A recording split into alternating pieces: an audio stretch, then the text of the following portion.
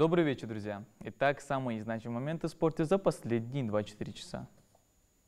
4 ингушских бойца отличились в своих весовых категориях на Кубке России по смешанным боевым единоборствам ММА 2024. Адам Куштов в весе 61 кг, Хири Кириев 66 кг и Билан Картоев также в весе 61 кг вышли в полуфинал. А Ясир Илиев в весовой категории до 70 кг вышел в четвертьфинал. Состязания проходят с 18 по 19 октября в Москве в спортивном комплексе «Динамо». Алихан Аздоев, ингушский кикбоксер, выступающий за Казахстан, стал чемпионом Азии в разделе К1, победив в финале представителя Кувейта. Соревнования проходили в Камбодже в весовой категории до 67 килограммов. Ильяс Хашигульгов завоевал серебро на чемпионате Европы по джиу-джитсу, проходившем в Италии.